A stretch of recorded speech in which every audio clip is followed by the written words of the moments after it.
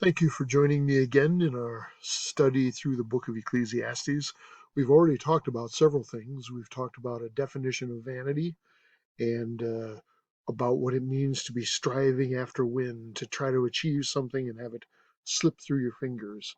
We've talked about sort of the beginning few verses, the first 11 verses of the book of Ecclesiastes, and now we're going to move from there into the section that people usually think most about when you think about the book of Ecclesiastes, that search that Solomon describes, in which he is trying different things and seeing if there is any meaning or any purpose in them. Remember, we were looking, I think we made this statement last time, that we're not looking for meaning and purpose so much as we are looking for profit. What matters ultimately and finally, and what can we do that will bring us joy, will bring us contentment and meaning longer than under the sun.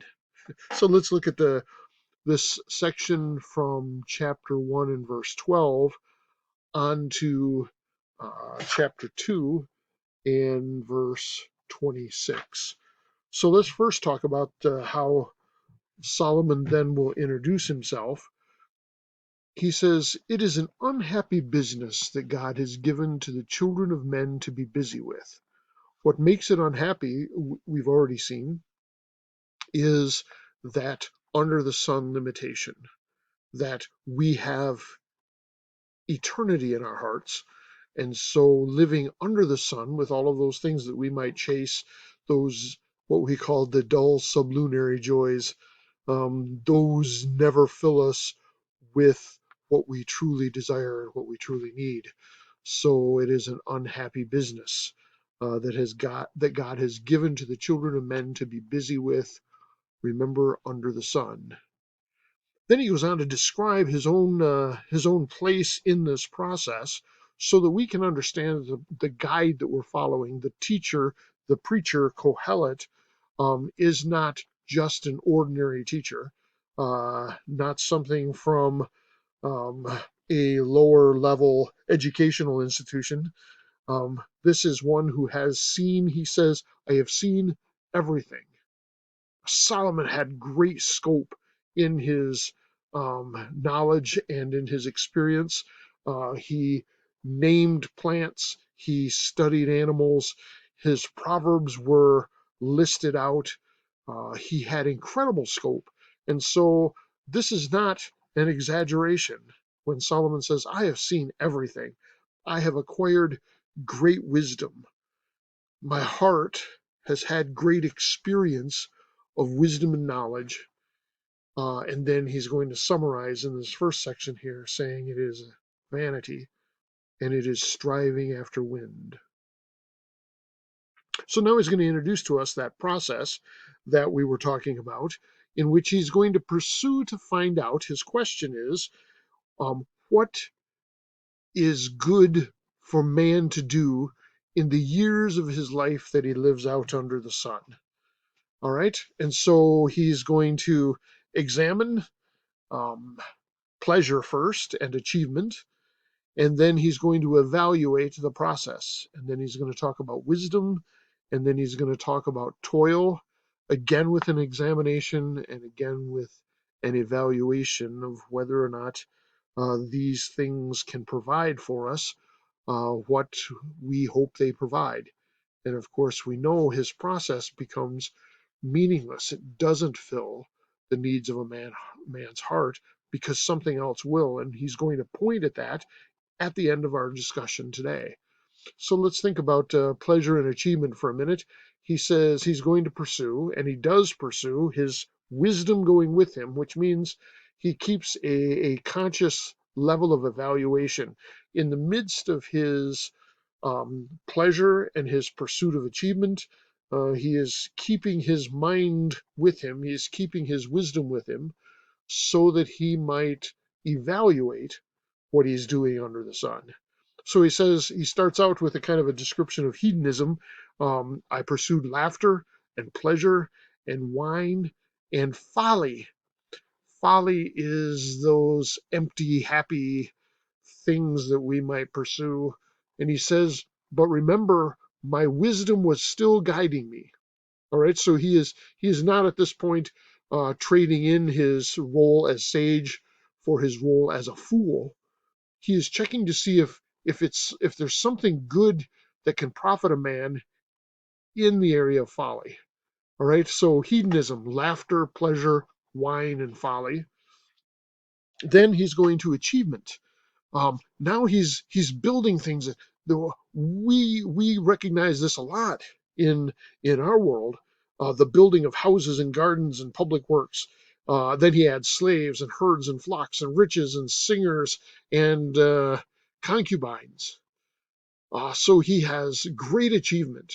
And the description almost reads like later in Persia, their word for paradise is the kind of gardens that a king could put together for a respite from the heat during the day, for beauty, for rest and contentment inside this paradise garden. You would spend all of your energy building the garden with the water, with the trees, with the flowers. The way Solomon describes this, it sounds almost like an earlier version of what would become that Persian paradise. So Solomon builds and makes things and he achieves incredible things. And then now he's going to evaluate that. So he has checked pleasure and he's checked achievement. And he says, I did find pleasure in my toil. In other words, you and I know this. When we do a thing, when we accomplish something, sometimes we can make something so surprising that it surprises us that it turns out better than we expect. And so we can find pleasure in the things that we made. But he says ultimately and finally, even that pleasure is under the sun pleasure. It's a vanity and a striving after the wind. So R.C. Sproul points us to the hedonistic paradox. He says, at the end of the day, the problem with hedonism is if we are successful in pursuing pleasure, we will get bored. And so we have to keep feeding that more and more. Or if we're unsuccessful, then we're frustrated all the time because we can't reach the goal that will bring us contentment. And so it's a paradox any which way. Hedonism doesn't bring the kind of contentment that we might seek. So then the passage goes on in chapter 2, then, verses 12 to 17. Solomon says that he is comparing wisdom to folly. And he says the wisdom is better than folly because the person who is a fool just walks in darkness. He is always going to be banging his head against the wall. He's always going to be stubbing his toe. He's always going to reap the consequences of making bad decisions in his life. So he walks in darkness. So he says wisdom is better than that because a wise person has eyes in his head. He can see the stumbling block, right? He can see the wall coming. And so he avoids those things and his life is better off than the person of folly. The problem is, wise man dies, the fool dies. What is the profit if they both die at the end? And what if they're not ever remembered? What if they have no enduring remembrance? Suppose the man really pursues wisdom and becomes great, but after he dies, he goes back to dust. Will his memory endure? So Solomon says, boy, at the end of that process, I hated life. What is there good to do? If folly and wisdom lead to the same end, everybody dies, which is the limitation in living life under the sun. That's the limitation. Everybody dies. So there's got to be more than that, and Solomon will tell us, as we mentioned earlier, later on he will talk about God setting eternity in the hearts of men. So there we are.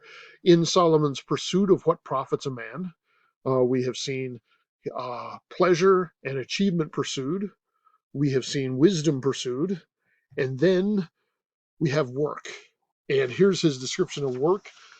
He again works. But the problem is, he says, who will inherit after me? Oh, and that's a problem in the ancient world because all that you have worked and toiled for, what you have built, the amassing of a fortune that you could pass on to your kids or pass on to someone else. Um, who knows whether that person will be a wise man or a fool, and so all of your work will be an uncertain inheritance. And whoever inherits, they will be masters of all of a lifetime of work that they did not do. Right? The wise man did it. The person who amassed the wealth just passed it on. And what will that person do? He will be master over everything. He will be given a position that he himself did not earn. He would just be inheriting. So the problem with that is then Solomon says in verses 20 to 23, I gave my heart up to despair. It is a vanity and a great evil. So here we're hitting again against that wall of death. We're going to die, and that's going to bring an end to our influence. It's going to bring an end to our wealth. It's going to bring an end to uh, all things that influence us under the sun. So it is, in his words, a great evil, a striving of heart. Isn't that interesting? We not only invested with all of our physical and powerful energy, but we invested all of our emotions, all of our motivation in getting this done with striving of heart. And then we get these words. The result is sorrow and vexation and restlessness. Can't sleep at night as a result of understanding that the work you do passes away. The energy that you put out, the emotional determination that you exhibit, it's all empty. A striving of heart, a vanity, and a great evil. At that point, though, he's going to make a turn. And this turn is incredible for me. If you look at chapter 2, well, let me just read this because I want you to notice this one particular phrase, and I'll try to emphasize it as I read these last 3 verses. There is nothing better for a person than that he should eat and drink and find enjoyment in his toil. This also I saw is from the hand of God. All right. So what we have here at this turn in the argument is that it is good to eat and drink and find enjoyment. There is no problem with it, given the constrictions of morality and law. But to find the enjoyment is a good thing, and it comes to us from the hand of God. This is important because it's the recognition of who God is that matters. And it's the recognition of him in the process by putting our fear of him first. Then what we have underneath is those dull sublunary joys that are indeed joys. We can enjoy the things that are under the sun, but it's because they're coming from the hand of God. So we have eat and drink and find enjoyment, and then we have the one who pleases God. Excuse me.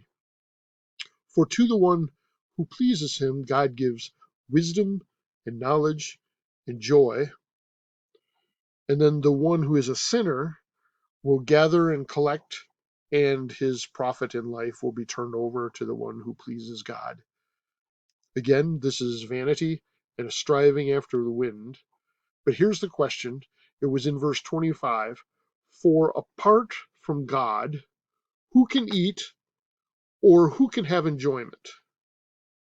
So here's what Solomon is doing. He's linking a relationship with God to the attainment of joy. I can find joy, lasting satisfaction, when I'm linked to my God. For apart from him, who can eat or who can have enjoyment? All of the things that are those dull sublunary joys, all of the things that are done under the sun, they do have. He enjoys, he said, his toil while he's doing it. He enjoys the eating and the drinking and the finding of enjoyment. But in order for it to matter, ultimately and finally, you have to see it from the hand of God. And so God is giving to those he loves. giving to those who are pleasing him. He is giving them wisdom and knowledge and joy, and it's coming from the relationship with him, and then seeing those secondary things as gifts from his hand. For me, that's a pretty incredible thing. We'll continue as we look at chapter 3 then next time, as we look at that cycle, a time to be born and a time to die. We'll talk again soon.